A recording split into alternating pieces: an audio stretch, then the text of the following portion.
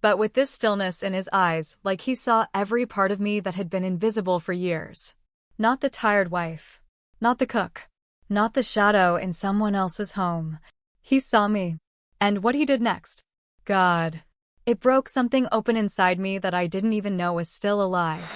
I wasn't supposed to be seen. Not like that. Not by him. But that day, he didn't just see me. He understood me. And that's what scared me the most. Because understanding is dangerous. It builds bridges you never meant to cross.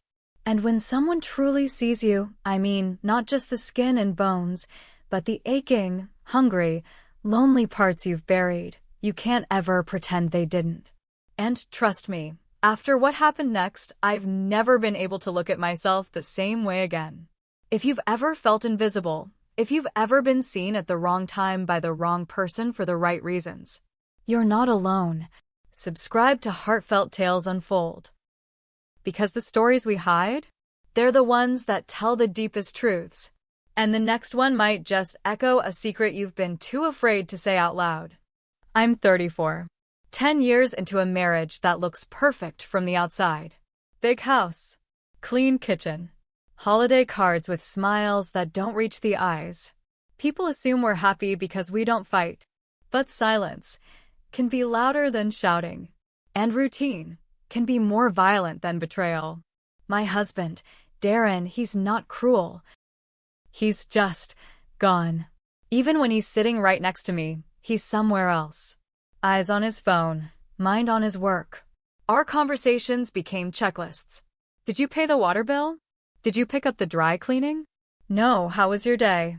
No, you look beautiful. Not even a passing touch on my back as he walks past me in the kitchen.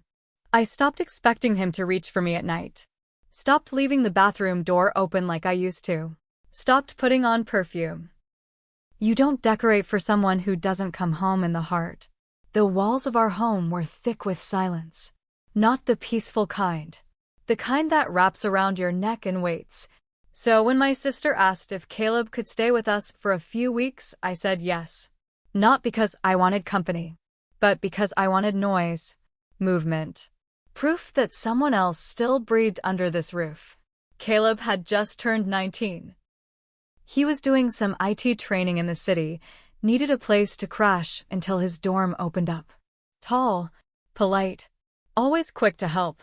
That boy had this way of walking into a room and making it feel less cold. I'd forgotten what that felt like. He asked me questions Darren hadn't asked in years. How's your garden? Do you still paint? I remember you used to love jazz. Do you still listen to it? He noticed the little things. The chipped mug I always reached for. The way I hummed when I cooked. The quiet way I sighed when I thought no one was listening. And every time his eyes met mine, I felt like I was being pulled back into focus. He didn't look through me like my husband did. He looked at me like I was still here. It wasn't romantic. Not at first. It was just attention. And when you've been invisible for long enough, attention feels like oxygen. I started looking forward to the sound of his footsteps on the stairs. The way he said good morning like he actually meant it. The way he lingered in the kitchen just a little too long, talking about nothing and everything. He asked if I needed help with groceries. Offered to carry heavy things. Fixed a loose cabinet door without me asking. One night, I made pasta. Just a simple dinner. And when he took his first bite, he smiled and said, "You're really something, you know that?" It was such a small sentence. But I felt it everywhere. I told myself it was harmless. He was just kind. Polite. But my hands started trembling a little when I'd serve him tea, and when I'd catch his eyes holding mine too long, I didn't look away. I started remembering what it felt like to be seen. To be interesting. To be something more than functional. And the worst part? I didn't hate it. I let it happen. Let it grow. Let it live between us, unspoken, like a song you can't name but recognize. And somewhere deep inside me, a part of me that had been asleep for years, started to wake up. It was one of those afternoons where the house felt like it was holding its breath. The kind of stillness that doesn't comfort, it warns. Darren had gone to a client dinner across town. My sister had picked up the kids for the weekend. The house was empty, except for me and Caleb. I didn't know where he was at the time. Probably in the guest room or downstairs with his headphones on. I didn't ask. I didn't care. I just wanted a moment. A real one. I poured a glass of wine. Red, dry, older than the last time Darren kissed me. Turned off the overhead light. Lit the lamp by the window. Let the soft jazz hum from the speaker, something smoky, something slow. I looked at myself in the mirror. Not to judge. Not to fix anything. Just to see. And for the first time in forever, I let myself move. No choreography. No shame. Just hips swaying, eyes closed, arms lifted like I could stretch my way back into my skin. It wasn't meant to be seductive. It wasn't meant to be anything. It was me, finally remembering what it felt like to be inside my own body, to be more than legs that clean and arms that cook, to be something alive, something feminine. And then, the door creaked.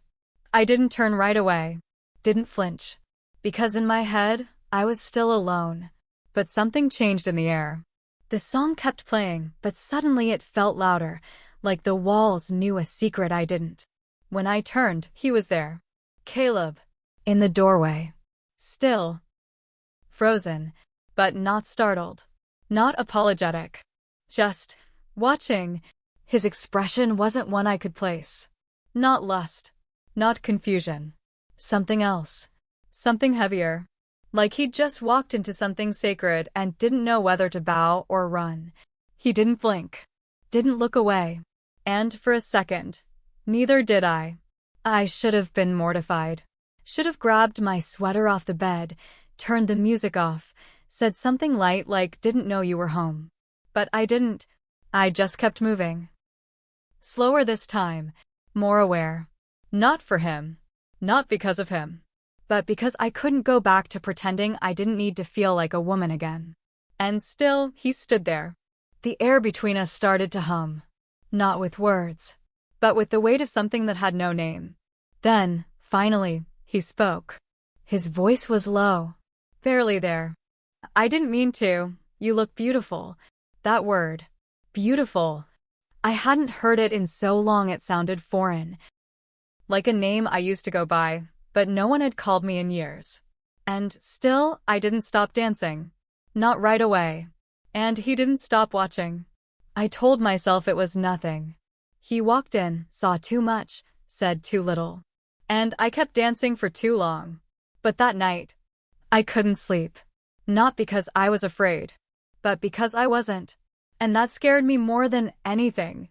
I laid there in the dark, my body still humming like the music hadn't stopped. Still remembering how his eyes didn't flinch.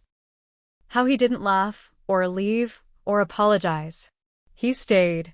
And I kept seeing the way he said it. You look beautiful. Not sexy. Not hot. Beautiful. Like something rare. Like something breakable. Like something you don't say out loud unless you mean it. I tried to laugh it off the next morning. Tried to bury it under chores and dishes and folding laundry with trembling hands. But the memory clung to me not like guilt, but like proof.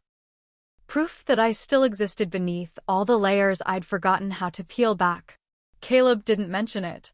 Of course he didn't. But the shift was there. He was quieter. Moved differently around me. Like he didn't want to wake something. Or maybe, didn't trust himself not to. For 2 days he avoided my eyes. Would hand me the remote without looking up. Would eat quickly and disappear upstairs. And then on the 3rd day he didn't. He sat longer. Watched me more. Held his gaze a little too long when I spoke. And every time his eyes locked with mine, I felt something inside me tighten. Something that had once been a woman before it turned into a wife, and then just a body in a house. Meanwhile, Darren came home every evening like clockwork. Keys on the hook. Shoes by the door. A nod. A grunt. Sometimes a distracted hey as he scrolled through news on his phone. And every night, he talked to the dog more than he talked to me. He didn't notice the wine glasses in the sink. Didn't ask why I wore perfume to cook dinner. Didn't ask where I'd gone that afternoon or why my eyes were red. I could have vanished, and he wouldn't have noticed until the bills went unpaid. I started hearing Caleb's footsteps in the hallway like music, noticing the way he stood in doorways like he didn't know where to go but also didn't want to leave. I told myself I was imagining things. Told myself, you're lonely, not in love. But the truth is, it stopped being about Caleb. It wasn't about him. It was about me. What he saw in that moment wasn't scandal. It was the parts of me that I hadn't seen in years: softness, presence, light. And it felt good. God help me, it felt good to be looked at like that. But the shame would creep back in later, like a shadow at the end of the day. And it came tangled with adrenaline, with guilt, with heat. I'd tell myself, I didn't touch him. I didn't invite it. I didn't do anything wrong. But I'd still replay it. The way his eyes didn't waver. The way I didn't stop. The way something changed between us in that moment of silence. And what haunted me most wasn't what happened. It was how badly I wanted it to happen again. Was I craving him? Or was I just starving for connection? And if it was the second one, did that make it better? Or worse? Things didn't go back to normal. Not really. Not after that moment in the doorway. If anything, they got quieter, heavier. But not in a way that pushed us apart. It was the kind of quiet that pulls people closer, slowly, carefully, like gravity. Caleb started lingering. Not obviously. Not in ways you could point to and say, this means something. But it was there. He offered to help with the groceries every time. Sat at the kitchen table longer after dinner, his knee close enough to brush mine under the table. It didn't. Not at first. But it could have. And that was enough to make my heart race. He started giving compliments. Small ones. Soft ones. I like that color on you. Your laugh's kind of amazing. You always smell nice. They weren't bold. But they stayed in the room long after he left it. And the way he looked at me, it wasn't just attraction. It was something heavier. Like he was watching someone he didn't want to rescue, but witness. And sometimes, that's worse. One night, I fell asleep on the couch, half wrapped in a throw blanket, book on my chest, TV still humming low. I woke up to a presence, not sound, not touch, just the feeling of being watched. And there he was, across the room, still, watching me, eyes soft, like he was memorizing me. He didn't pretend to look away, didn't smile or joke it off. He just said, you looked peaceful. And I didn't say anything, because what I wanted to say would have made it real. Another night, we were cleaning up after dinner. He handed me a plate, our fingers brushed. It should have been nothing. But his hand didn't move. Not right away. And mine didn't pull back. It only lasted a second. But it felt like something passed between our skin, an agreement we never signed, but somehow both accepted. I didn't tell him to stop. And I didn't tell myself to either. Then came the storm. Heavy rain, wind, shaking the trees outside. The power cut off around 8. The whole house dipped into this strange kind of darkness that made everything feel more private, more intimate. He found candles, lit them without being asked. I opened a bottle of wine, poured 2 glasses without hesitation. The flicker of the flame, the sound of rain tapping the windows, the closeness of our voices in a room suddenly smaller than it had ever felt. It did something to time. Slowed it, stretched it. We sat across from each other on the floor, backs against the couch. The wine was warm in my chest, but it wasn't the alcohol making me spill. I started talking about Darren, about the silence, the emptiness. How it felt to be ignored to death by someone who promised to love you forever. I didn't mean to cry, but I did. And he listened. Didn't interrupt. Didn't try to fix it. Just sat there, jaw tight, fists in his lap. And then he said it. You deserve someone who sees you. All of you. Not just the parts you show, but the parts you bury. The parts you think no one wants. He didn't reach for me. didn't touch me. But the space between us was no longer empty. It was charged, buzzing, waiting. I looked at him. He looked at me. And everything in my body screamed, get up. Go to bed. Close the door. Pretend this didn't happen. But I didn't. I should have gotten up. I should have gone to bed. But instead, I asked him to stay. He didn't move when I said it. Stay. He just looked at me, long enough for me to feel naked in a way that had nothing to do with skin. Then he nodded, once, and sat back down beside me. The rain kept falling. The room stayed dark, and neither of us said another word. Minutes passed, maybe more. Our shoulders weren't touching, but they might as well have been. I turned my face toward him, and before I could second-guess it, before the guilt could speak louder than the ache, I kissed him. Not because I wanted to break something, but because something in me had already cracked open. And he was the only one who saw what spilled out. It was slow at first, tentative, the kind of kiss that asks a question before it makes a promise.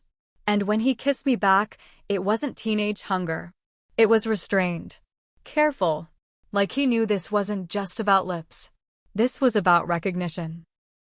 But the moment deepened, breaths quickened, hands found places they weren't supposed to be, and suddenly we weren't two people on a couch anymore. We were two needs that had found each other in the dark. Until I pulled back. Sharp. Sudden. This is wrong. It came out choked. Like my own mouth didn't believe me. And he just stared at me. Eyes soft. Voice steady. Then why does it feel like the first thing that's real in a long time? I didn't have an answer. Because it did. It felt real. Too real. More real than any kiss I'd had in years. And that's why it had to stop. I stood up, wrapped the blanket around myself like it could undo what we both knew had just happened. He didn't argue, didn't try to reach for me again. He just nodded. Once, like he understood. And that made it worse. Because understanding is what got us here in the first place. I went upstairs, shut my door, lay awake in bed listening for his footsteps, but I didn't hear them. Not again that night. The next morning, the house was quiet. Still. I walked into the kitchen, and his bags were gone. The guest room was empty, the sheets folded, and on the counter, a note. Just one line, written in his uneven handwriting. Don't worry. I won't say anything, but I meant every word. No goodbye.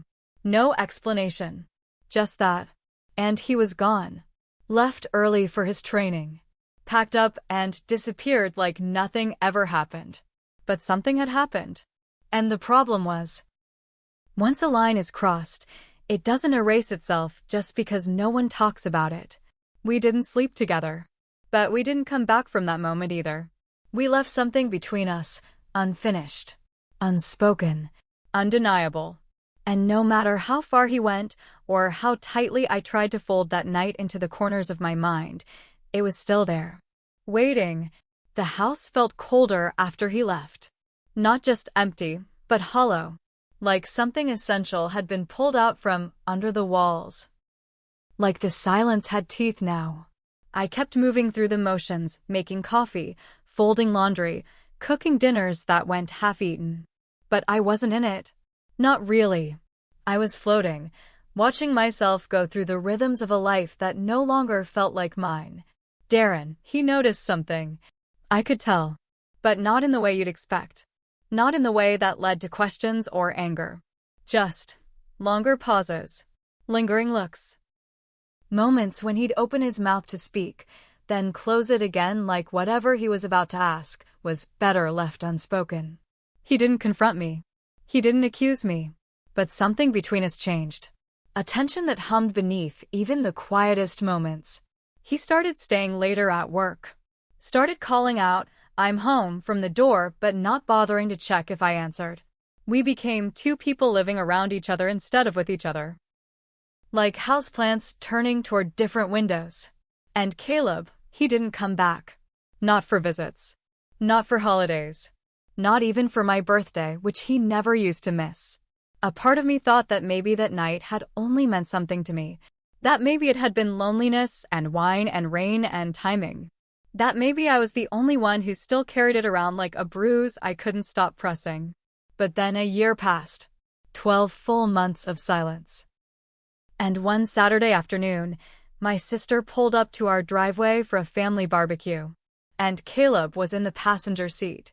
Taller, broader, sharper in the face. Like life had started to harden him around the edges. But when he stepped out of the car, I could tell.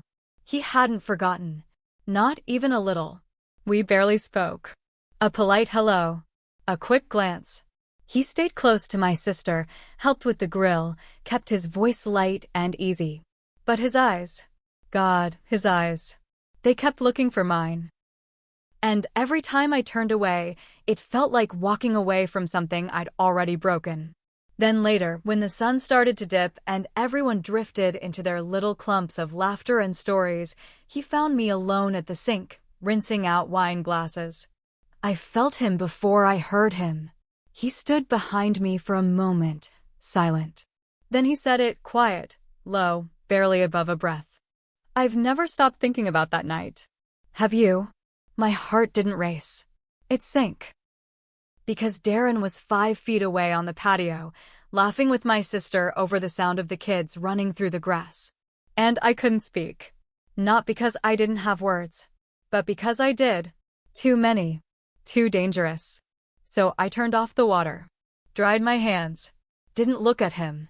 And that's when Darren walked in from the patio, wiping his hands on a towel, smiling like nothing in the world had ever cracked between us. He clapped a hand on Caleb's shoulder and said, "You should stay the night. It's late." My throat closed. And Caleb. He didn't answer. He just looked at me. Like whatever happened next was already a choice. I didn't sleep that night. Not a minute. I lay there in the dark, staring at the ceiling like it held answers to questions I didn't know how to ask out loud. The house was still, but inside me everything was loud. The guilt had settled in now. Not in sudden waves. No. It was a constant whisper. Like a hum beneath my skin. What happened with Caleb? It wasn't physical, not in the way that gets you caught. But it wasn't nothing. So I kept asking myself, was it an emotional affair? A moment of weakness? Or something worse? Something I wanted? Because even though I never touched him again, even though I kept my hands where they